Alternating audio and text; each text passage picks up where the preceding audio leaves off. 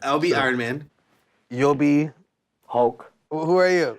Tavis. The new superhero called Taboo.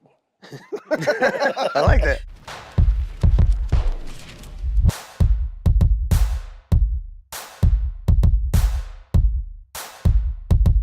Will's kind of like the Professor X. He saw something in everybody's qualities, and he says, use it. You're good at this, now amplify it, and let's do this together so we could create the ultimate X-Men. My mom wrote me this amazing letter in 1999. My mom's letter was so, deep on the importance of this bond, as if she was connected to a higher power in ways we all knew it. She's like, well, you are the dream. And Apple is there in the ground to help you make that dream real. And Taboo is that shield, that sword that can help you fight anything. And that is real.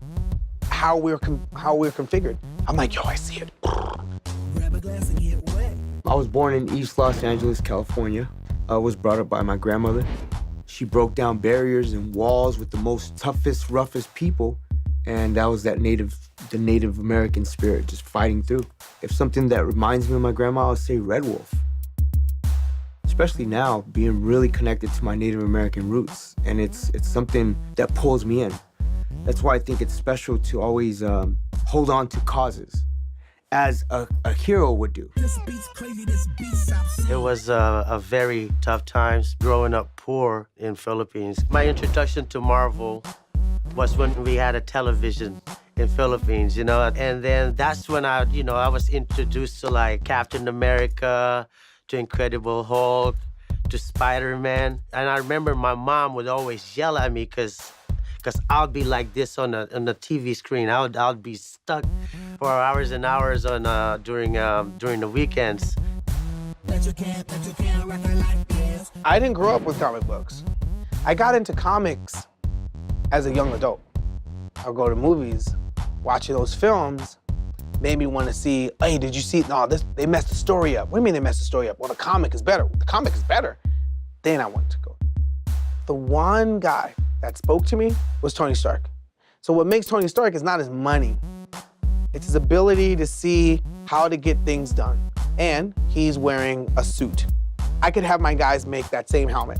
I could build that in a year and a half, working for people to buy. That's how much that's what I got from Tony Stark. I could build an augmented reality helmet that has AI in it that does exactly that. Our boy hit a situation that we never even thought was reality. He called me on the phone talking about, yo, bro, they just diagnosed me with cancer. What? You joking? That's not a joke. He's like, well, I'm serious.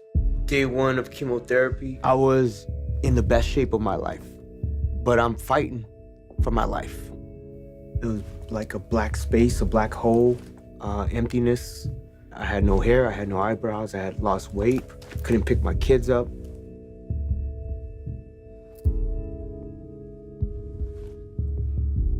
And all that muscle that I had built and all that like training and eating right was gone. So Jane Foster, she has a bigger battle that has nothing to do with superhuman strength. It has to do with cancer. Made me think about that. Made me think like, why didn't she just remain Thor the whole time and not go back to doing chemotherapy? Because I know when I was going through chemotherapy, I would have gave anything to not be doing that at the time. But I know I'm gonna get through this. The whole thing is fight, fight, fight, fight. If I could help people and be a beacon of motivation to say, we're not gonna curl up in a ball, we're gonna fight this and we're gonna beat this, we're gonna overcome this. There's nothing in this world that this disease can do to me mentally or physically, because I'm gonna win.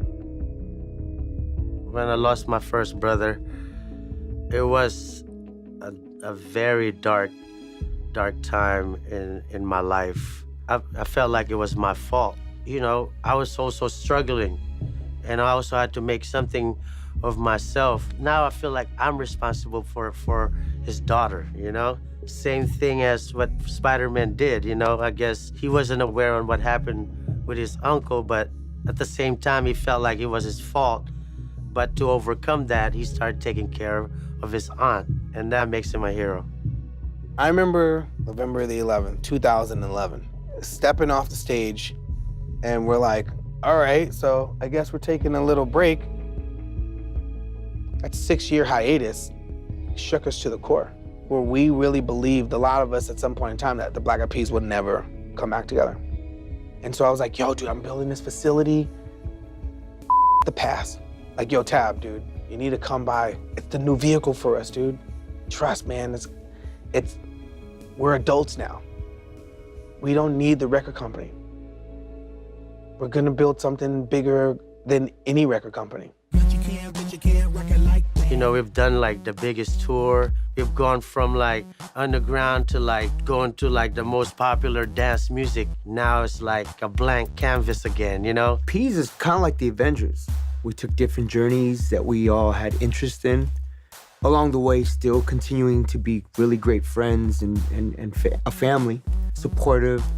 But ultimately, when we come back together, we're able to, you know, do a lot of great things around the world. It's time for the Black Eyed Peas to suit up